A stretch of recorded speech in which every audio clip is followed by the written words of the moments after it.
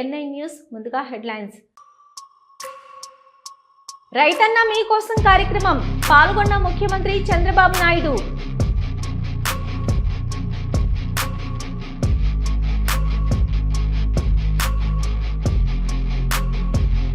అధికారం దుర్వినియోగం చేయడంలో చంద్రబాబు నాయుడు PhD చేశారు.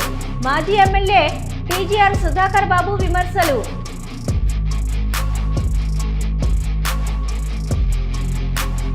ప్రజల నెత్తిన సినిమా గుదిబండ చేయొద్దు, CPI నారాయణ సూచన.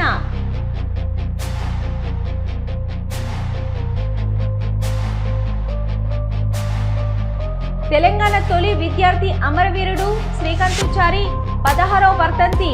BRSP ఆధ్వర్యంలో ఘన నివాళులు.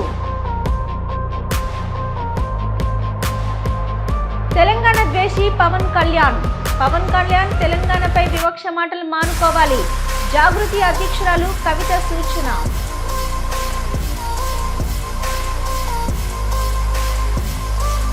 5 లక్షల కోట్ల భూ కుంభకోణంపై BRS పోరుబాట. కాంగ్రెస్ కుట్రలను ఎండగట్టిన మాజీ మంత్రి జగదీశ్వర్ రెడ్డి. DCC నూతన అధ్యక్షుల సమావేశంలో రాష్ట్ర ముఖ్యమంత్రి రేవంత్ రెడ్డి చేసిన వ్యాఖ్యలలో బహుళ నాయకత్వ వ్యవస్థ కల్పిస్తూ అన్ని మతాలు కులాల నాయకులకు ప్రాధాన్యత ఇచ్చే విధంగా మాట్లాడితే దాన్ని కూడా బీజేపీ BRS పార్టీల నాయకులు ఉద్దేశపూర్వకంగా తీసుకొని వక్రీకరిస్తున్నారని అన్నారు. భువనగిరి ఎంపీ చామల కిరణ్ కుమార్ రెడ్డి. రేవంత్ రెడ్డి గారు నిన్న గాంధీ భవన్ లో కొత్త DCC అధ్యక్షుల సమావేశంలో మాట్లాడుతూ కాంగ్రెస్ పార్టీకి 140 ఏళ్ల చరిత్ర ఉంది. కాంగ్రెస్ పార్టీ అంతర్గతంగా కాంగ్రెస్ పార్టీలో ప్రజాస్వామ్యం ఉంటది. ఎవరు ఏదైనా మాట్లాడటానికి అవకాశం ఉంటది కాబట్టి పార్టీ 140 సంవత్సరాలు బతకగలిగింది. ఈ పార్టీలో రకరకాల సమస్యలు ఉంటాయి, సమస్యలకు ఎన్నో పరిష్కార మార్గాలు ఉంటాయని DCC ప్రెసిడెంట్ కొత్తగా నియామకమైన వారికి ఒక సూచన ఇవ్వడానికి ప్రయత్నం చేస్తూ ఈ పార్టీలో మల్టిపుల్ లీడర్షిప్ ఉంటది. కొంతమంది వాళ్ళ లీడర్లను ఫాలో అవుతుంటారు డిస్ట్రిక్ట్ లెవెల్లో, స్టేట్ లెవెల్లో, నేషనల్ లెవెల్లో అన్న ఉద్దేశంతో మాట్లాడుతూ హిందువులకు కూడా ఎంతో మంది భగవంతులు ఉంటారు. కొంతమంది ఆంజనేయ స్వామిని పూజిస్తారు, కొంతమంది రాముడిని పూజిస్తారు, కొంతమంది మైసమ్మని పూజిస్తారు అన్న విషయాన్ని చెప్తూ ఆయన మాట్లాడటం జరిగింది తప్ప ఏ కులాన్నో ఏ మతాన్నో ఏదో విధంగా ఇబ్బంది పెట్టాలని మాట్లాడినట్టు ఆయన మాట్లాడలేదు. కానీ దీన్ని పట్టుకొని బీజేపీ BRS వాళ్ళు ఈ రోజు కేవలం దాన్ని రాజకీయం చేయడానికి ప్రయత్నం చేస్తున్నారు. ఈ రోజు రేవంత్ రెడ్డి గారు తెలంగాణ రైజింగ్ సమిట్ 2047 కోసం అని చెప్పి ఈ రోజు బ్రహ్మాండమైన కార్యక్రమాలు తీసుకుని ఒక సమిట్, అలాగే మెస్సీ లాంటి వాళ్ళని తీసుకొచ్చి హైదరాబాద్ లో ఈ రోజు ఫుట్బాల్ ఆడించే ప్రయత్నం చేస్తుండ్రు. కాబట్టి అంత ఆయన స్థాయిని దిగజార్చి ప్రజలను తప్పుతో పట్టించే విధంగా వాళ్ళు ప్రయత్నం చేస్తున్నట్టుగా క్లియర్ గా కనపడుతుంది. ముఖ్యంగా BRS పార్టీ గత 4 ఎన్నికలు 23 తర్వాత ఓడిపోవడం జరిగింది. బీజేపీకి డిపాజిట్ కూడా రాలేదు. కాబట్టి రేవంత్ రెడ్డి గారి నాయకత్వాన్ని వీక్ చేయాలన్న ఉద్దేశంతో ఇలాంటి ప్రాపగాండా చేసి ఏదో ధర్నాలు, పంచాయతీలు పెట్టి తెలంగాణ ప్రజల మనసులో ఆయన మీద ఒక నెగిటివ్ అభిప్రాయాన్ని క్రియేట్ చేయడానికి ప్రయత్నం చేస్తూ తప్ప ఆయన ఉద్దేశం ఎప్పుడు అటువంటిది కాదని తెలియజేస్తున్నాను. BRSV ఆధ్వర్యంలో మణిదశ తెలంగాణ తొలి విద్యార్థి అమరవీరుడు శ్రీకాంతాచారి 16వ వర్ధంతిని పురస్కరించుకొని BRSV ఆధ్వర్యంలో ఉస్మానియా యూనివర్సిటీ ఆర్ట్స్ కాలేజీ వేదికగా శ్రీకాంతాచారి చిత్రపటానికి నివాళులర్పించారు BRSV నాయకులు.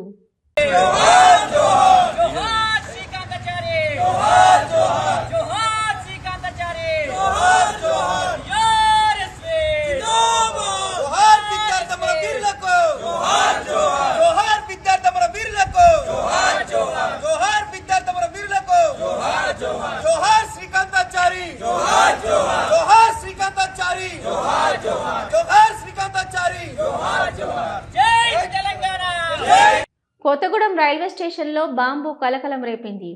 బుధవారం ఉదయం రైల్వే స్టేషన్ మొదటి ప్లాట్ఫామ్ పై గుర్తు తెలియని వ్యక్తులు నల్ల సంచిలో బాంబు పెట్టారు.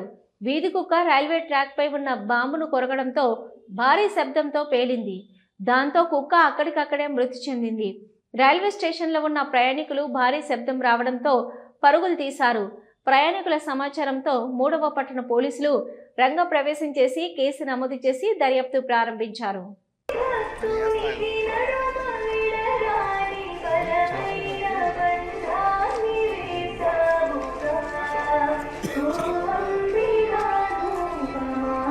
భగవంతుడికి భక్తుడికి అనుసంధానమైనది. అందుకా రైల్వేకి ప్రయాణికులు ప్లాట్ఫామ్ పై అమర్చబడిన ఉమ్మి తొట్టను ఉపయోగించ ప్రార్థన.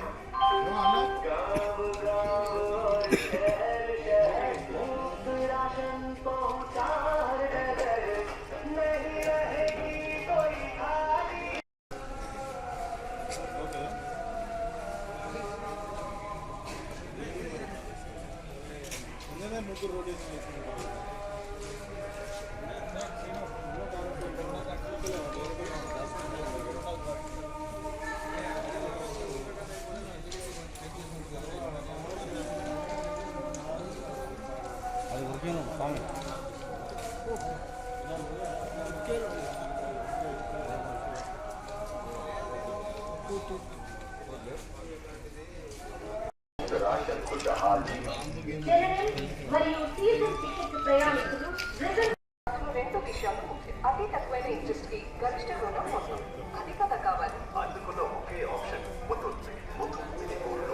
డాక్టర్ బిఆర్ అంబేద్కర్ తెలంగాణ రాష్ట్ర సచివాలయంలో రెవెన్యూ, గృహ నిర్మాణం మరియు సమాచార శాఖ మంత్రి పొంగులేటి శ్రీనివాసరెడ్డి మీడియా సమావేశం నిర్వహించారు. ఈరోజు తెలంగాణ రాష్ట్రంలో ఇందిరమ్మ ప్రభుత్వం వచ్చి 2 సంవత్సరాలు పూర్తవుతుంది. ఈ సందర్భంగా ఈ 2 సంవత్సరాల్లో తెలంగాణ రాష్ట్రంలో రెవెన్యూ వ్యవస్థకు సంబంధించిన విషయాల్లో కానివ్వండి, భూ సర్వేలకు సంబంధించిన విషయాల్లో కానివ్వండి, రిజిస్ట్రేషన్ సెక్టార్లకు సంబంధించిన విషయాలు కానివ్వండి, ఈ ప్రభుత్వం వచ్చిన తర్వాత ఏమేమి సంస్కరణలు చేశాం, అస్తవ్యస్తంగా ఉన్న ఆ 3 సెక్టార్లని ఎలా స్ట్రీమ్ లైన్ చేసి గాడిలో పెట్టాం,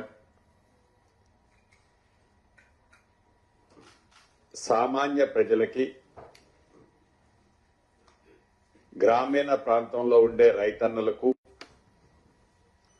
అభద్రతతో నా భూమి ఉందో లేదో అని భయపడే ప్రతి ఒక్క ఆసామికి పూర్తి భద్రత ఇలా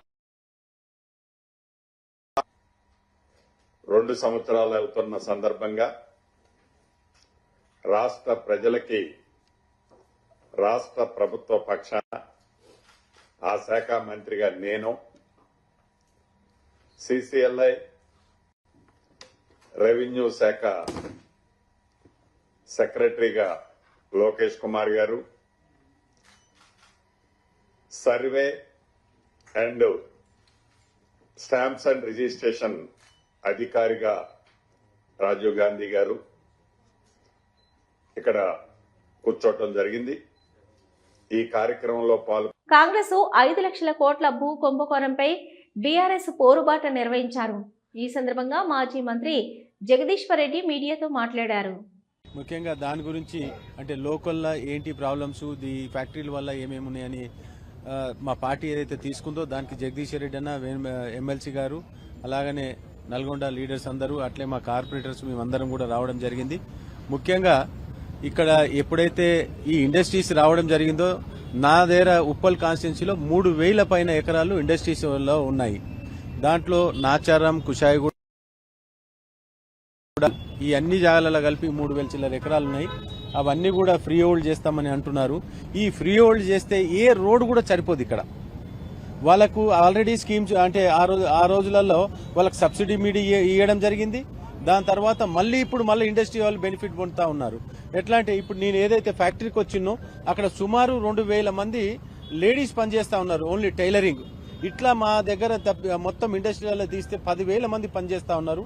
వాళ్ళందరూ కూడా జాబ్స్ అన్ని కూడా నష్టపోతారు. కాబట్టి మా రిక్వెస్ట్ ఏంటంటే ఈ ఫ్రీ హోల్డ్ చేయకుండా యాజ్ ఇట్ ఈస్ ఫ్యాక్టరీ ఉంటేనే మంచిది. ఎందుకంటే రేట్ ఎక్కువ వస్తుందని ఇండస్ట్రీ ఓనరు వాళ్ళు ఏం చేస్తున్నారంటే ఈ ఇండస్ట్రీస్ అన్ని తీసుకొని వేరే చోట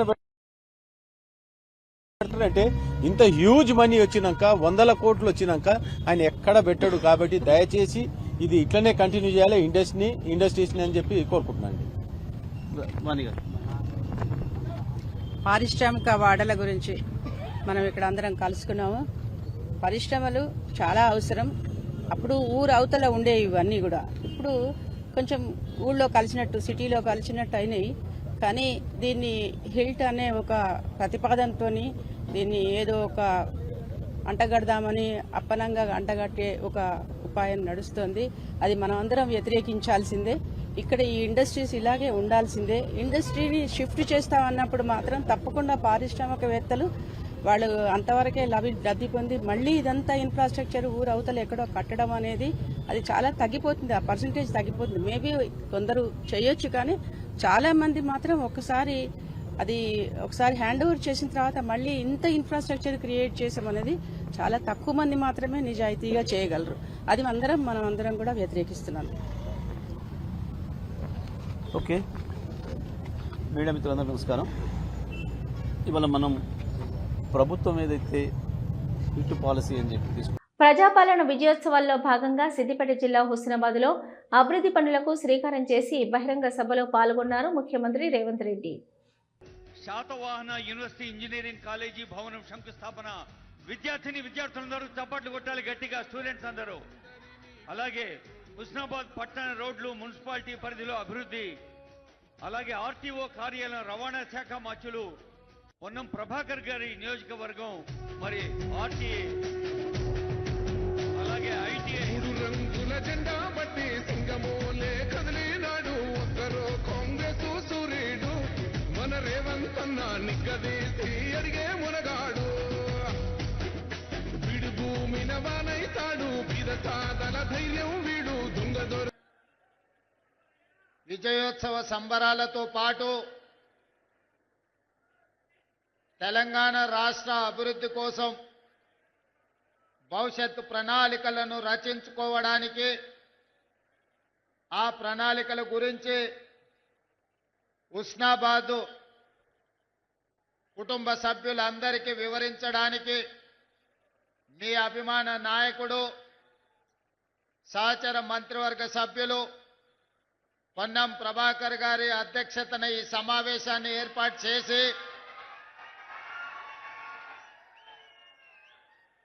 ఈ కార్యక్రమంలో నాతో పాటు ముఖ్య అతిథులుగా కరీంనగర్ ఇన్ఛార్జ్ మంత్రివర్యులు తుమ్మల నాగేశ్వరరావు గారు, మిత్రులు, మీ అందరి అభిమాన నాయకుడు, ఎన్నాళ్లుగానో మీకు సేవలు అందిస్తున్న రెండవ తరం మంత్రివర్గ సభ్యులు దుద్దిల్ల శ్రీధర్ బాబు గారు, అదేవిధంగా కరీంనగర్ జిల్లాకే కాదు దేశ స్థాయిలో కాంగ్రెస్ పార్టీకి సేవలు అందించిన కాకా వెంకట స్వామి గారి తనయుడు గడ్డం వివేక్ వెంకట స్వామి గారు, అదేవిధంగా మిత్రులు కార్యకర్త నుంచి మంత్రిగా ఎదిగిన అడ్లూరి లక్ష్మణ్ గారు, అదేవిధంగా మాజీ కాంగ్రెస్ పార్టీ అధ్యక్షులు మాజీ రాజ్యసభ సభ్యులు వి హనుమంతరావు గారు, ఆది శ్రీనివాస్ గారు, విజయ రమణారావు గారు, రాజ్ ఠాకూర్ గారు, నాగరాజు ఎమ్మెల్యే గారు, కవ్వంపల్లి సత్యనారాయణ గారు, మేడిపల్లి సత్యం గారు, డాక్టర్ సంజయ్ కుమార్ గారు, మాజీ పార్లమెంట్ సభ్యులు రాజయ్య గారు, వివిధ కార్పొరేషన్ల చైర్మన్లు, ప్రభుత్వ అధికారులు, ప్రాణ సమానులైన హుస్నాబాద్ నియోజకవర్గ ప్రజలందరికీ కూడా ఈ 2 సంవత్సరాల విజయోత్సవాల సందర్భంగా మనస్ఫూర్తిగా మీకు అందరికీ ధన్యవాదాలు, కృతజ్ఞతలు తెలియజేస్తున్న మిత్రులారా, ఈ హుస్నాబాద్ ప్రాంతానికి ఒక ప్రత్యేకత ఉన్నది. ఆనాడు గడీలు పెత్తందారుల ఆధిపత్యం జరుగుతున్న సందర్భంలో సర్దార్ సర్వాయి పాపన్న గౌడ్ గారు ఈ ప్రాంతం నుంచి బహుజనుల దండుగట్టి బహుజనుల పరిపాలన ఏ విధంగా ఉంటుందో బహుజన సామ్రాజ్యాన్ని స్థాపించడానికి పునాదులు వేసింది హుస్నాబాద్ ప్రాంతం నుంచే అని చెప్పి ఈనాడు మనం గుర్తు చేసుకోవాలి. అదేవిధంగా 60 సంవత్సరాల ఆకాంక్ష, 4 కోట్ల ప్రజల యొక్క బలమైన ఆకాంక్షకు 2001లో ఈ ప్రాంతం నుంచే తెలంగాణ ఉద్యమం ఉవ్వెత్తున లేచి తెలంగాణ రాష్ట్ర సాధనకు ఈ ప్రాంతం కరీంనగరే అండగా నిలబడ్డది. అందుకే 2004న శ్రీమతి సోనియా గాంధీ గారు ఈ కరీంనగర్ గడ్డ మీద నుంచే తెలంగాణ ప్రజాపాలన విజయోత్సవాల్లో భాగంగా సిద్దిపేట జిల్లా హుస్నాబాద్ బహిరంగ సభలో మాట్లాడారు మంత్రి పొన్నం ప్రభాకర్ గౌడ్. ఆ విధంగా పామాయిల్ బ్రాండ్ అంబాసిడర్ వారు ఈ ప్రాంతంలో కూడా రైతులు పామాయిల్ ఏర్పాటు చేయాలి. పక్కనే నంగునూరు ఆయిల్ ఫ్యాక్టరీ ఉందని అనేక సందర్భాల్లో రైతులతో సమావేశం పెట్టినటువంటి వ్యక్తి. ఈ సందర్భంగా వేదిక మీద పెద్దలు అందరూ కూడా గౌరవనీయులు ఉమ్మడి జిల్లాకు సంబంధించిన నాయకులతో పాటుగా ఈ ప్రాంతానికి సంబంధం ఉన్న ప్రతి ఒక్కరు కూడా ఇక్కడికి వచ్చినారు. ముఖ్యమంత్రి గారు మాట్లాడుతారు. ఎందుకంటే చాలా సమయమైంది అధ్యక్ష సీఎం గారు 2 గంటలకు అనుకున్న సమావేశం మీరు గౌరవ ప్రధానమంత్రి గారిని ప్రతిష్టాత్మకంగా నిర్ణయించేటువంటి గ్లోబల్ సమ్మిట్ కు ఆహ్వానించడానికి రాహుల్ గాంధీ గారితో సహా అనేక మంది ముఖ్యులను ఆహ్వానించడానికి ఢిల్లీ వెళ్ళినారు. అయినప్పటికీ కూడా అత్యంత ప్రాధాన్యత గల కార్యక్రమం ఉన్నప్పటికీ కూడా ఇచ్చిన సమయానికి హుస్నాబాద్కు పోవాలి. 2 సంవత్సరాల పరిపాలన ముగిసింది. అలా మనం ఇప్పటివరకు జరిపిన కార్యక్రమాలు కానీ భవిష్యత్తులో జరిగే కార్యక్రమాలను చెప్పే వేదికగా హుస్నాబాద్ గడ్డరు. ఇదొకప్పుడు ఎదురుగానే చారిత్రాత్మకమైన స్తూపం ఉంది. ఆనాడు ఆసియా ఖండంలోనే పెద్ద స్తూపంగా ఉన్నటువంటి ఆనాటి స్తూపం ఇది అమరవీరుల జ్ఞాపకార్థం కట్టింది. ఈ ప్రాంతం అంతా కూడా ఒక ఉగ్రవాదంగా నక్సలంగా అనేటువంటి ప్రాంతమైనప్పటికీ కూడా ప్రజలు ఎంత ప్రేమ ఆప్యాయతలంటే ఇక్కడ ఉన్నటువంటి ప్రజల ఆప్యాయత చూసినట్టయితే నిజంగా కూడా వీరందరి ఆశీర్వచనంతో ఇక్కడ శాసనసభ్యుడిగా రాష్ట్ర ప్రభుత్వంలో మంత్రిగా మీ నాయకత్వంలో ఈ ప్రాంత ప్రజలు అనేకంగా ఒక్కొక్కటిగా సమస్యలు పరిష్కరించుకుంటూ ఉన్నాం. కొన్ని 2-3 అంశాలను కూడా ఈ ప్రాంతం మీరు చెప్పినటువంటి రేర్ గ్రామీణ ప్రాంతం కాబట్టి ఈ నియోజకవర్గంలో ఉన్నటువంటి అన్ని పాఠశాలలు ప్రాథమిక గురుకుల ఏ పాఠశాల అయినా మౌలిక వసతులు కల్పించడానికి ఒక ప్రత్యేకమైనటువంటి శ్రద్ధ తీసుకోవాలని సందర్భంగా విద్యా వ్యాప్తికి విద్యా వ్యవస్థకు అవకాశం ఇవ్వాలని కోరుతా ఉన్నా. దాంతో పాటుగా ఇక్కడ పశు సంపద కూడా చాలా బాగుంటుంది. కానీ పాడి పరిశ్రమకు సంబంధించి అంటే పశువులను గ్రామీణ వారిగా మహిళా సంఘాల ద్వారా ఒక ప్రత్యేకమైనటువంటి స్కీమ్ గతంలో కొంత ప్రభుత్వంలో ఉన్నటువంటి స్కీమ్ను మళ్ళీ దీని సందర్భంగా హుస్నాబాద్ నియోజకవర్గానికి అనుమతి ఇచ్చి మంజూరు చేయాల్సిందే ఈ సందర్భంగా కోరుతూ హుస్నాబాద్ చుట్టూ 40 కిలోమీటర్లు, కరీంనగర్కు 40, సిద్దిపేటకు 40, హన్మకొండకు 40, జనగామకు 40, 4 కూడళ్ల మధ్యలో ఈ నగరానికి 4 రోడ్లను కలుపుతూ నగరానికి ఒక రింగ్ రోడ్ ఇవ్వమని చెప్పి కూడా ఈ సందర్భంగా గౌరవ ముఖ్యమంత్రిగా మీకు ఈ సందర్భంగా విజ్ఞప్తి చేస్తా ఉన్నాం. అదేవిధంగా నగరానికి సంబంధించి మొన్న 32 సెంటీమీటర్లు పడితే మార్కెట్ హాల్లో ఉన్నటువంటి మొత్తం ధాన్యం కొట్టుకొని పోయినటువంటి పరిస్థితులలో కొంత డ్రింకింగ్ వాటర్ డ్రైనేజీకి సంబంధించినటువంటి అంశాన్ని కూడా పరిశీలన మా విజ్ఞప్తి మేరకు కోరుతా ఉన్నా. అది కాక గౌరవెల్లి ప్రాజెక్టుకి ఇప్పటికే మీరు మొత్తం ల్యాండ్ ఎక్వేషన్ కు 100% పేమెంట్ చేసి దానికి సంబంధించిన సమస్యలన్నీ ఒక్కొక్కటిగా పరిష్కరిస్తా ఉన్నారు. ఆ గౌరవెల్లి ప్రాజెక్టు ప్రజాపాలన విజయోత్సవాల్లో భాగంగా సిద్దిపేట జిల్లా హుస్నాబాద్ బహిరంగ సభలో మంత్రి తుమ్మల నాగేశ్వరరావు మాట్లాడారు. అన్నింటినీ కూడా సాకారం చేస్తున్నటువంటి గౌరవ ముఖ్యమంత్రి గారు ఎట్టి పరిస్థితుల్లో ఎన్ని ఇబ్బందులున్నా మన హుస్నాబాద్ వెళ్ళి వారిని మందలించి రావాలి అనే తలంపుతోటి నేరుగా ఢిల్లీ నుంచి హుస్నాబాద్కి వచ్చినటువంటి మన ముఖ్యమంత్రి వర్యులు రేవంత్ రెడ్డి గారికి ధన్యవాదాలు తెలియజేస్తా. ఇన్ఛార్జి మంత్రిగా మీ అందరి సమన్వయంతో ఈ జిల్లా సమగ్రాభివృద్ధితోటి పాటు గతంలో అచేతనంగా ఉన్నటువంటి కాంగ్రెస్ పార్టీని చైతన్యవంతపరిచి గత 10 సంవత్సరాల విధ్వంస పాలనలో వికాసవంతం వైపు తీసుకెళ్లడానికి ప్రయత్నం చేస్తున్నటువంటి మన ముఖ్యమంత్రి గారికి మనం ఇవ్వాల్సినటువంటి అండదండలన్నింటినీ కూడా సంపూర్ణంగా ఇచ్చి ఆయన గారు ఇచ్చేటటువంటి అభివృద్ధి కార్యక్రమాలని సక్రమంగా పూర్తి చేసి ఉమ్మడి కరీంనగర్ జిల్లాయే కాదు తెలంగాణని ఒక పద్ధతి కలిగినటువంటి రాష్ట్రంగా ఒక అభివృద్ధి చెందినటువంటి రాష్ట్రంగా భారతదేశంలోని అగ్రగామిగా ఉంచడానికి ఆయన చేసేటటువంటి ప్రయత్నాలన్నిటికీ చేదోడు వాదోడుగా ఉండాల్సినటువంటి అవసరం మన రాష్ట్ర ప్రజలందరి మీద ఉంది.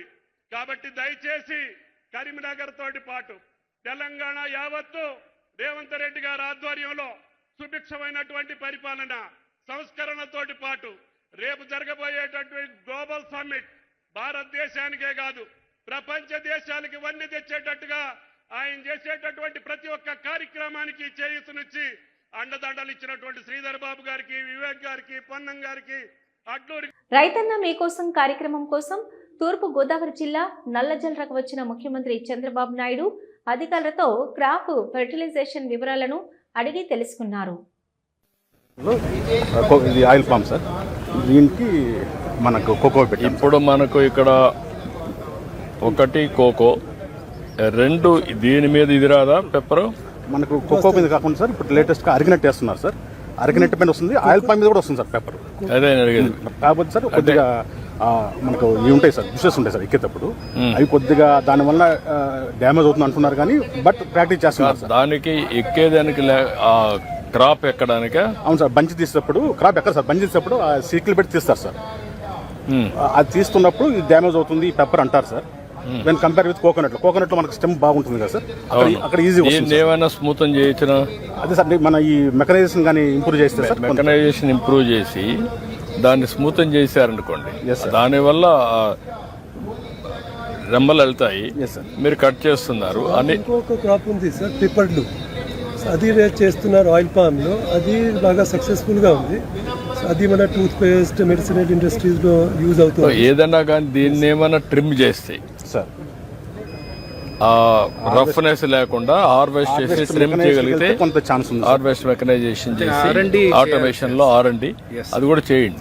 ఇమిడియట్ కోకో అండ్ అరెకనట్, రెండు కోకోనట్ ఏది కూడా ఈ రోజు నుంచి మీరు ఒక పైలట్ తీసుకొని చేస్తా ఉంటే then will get an ideas.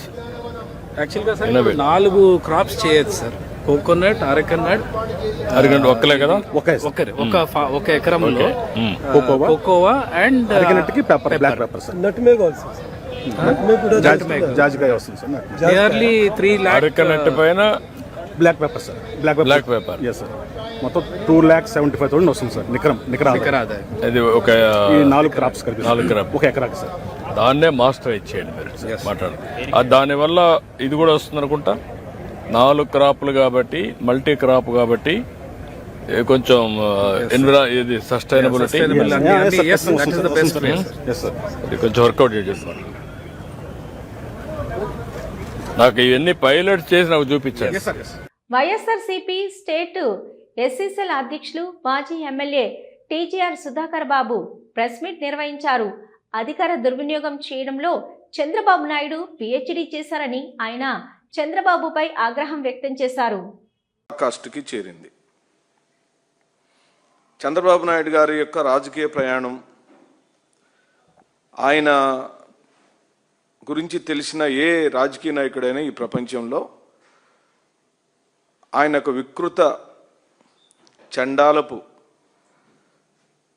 నికృష్ట నీచ రాజకీయాలు చేయగలుగుతాడు. అధికారాన్ని పొందటం కోసం ఏ అడ్డదారైనా తొక్కుతాడు.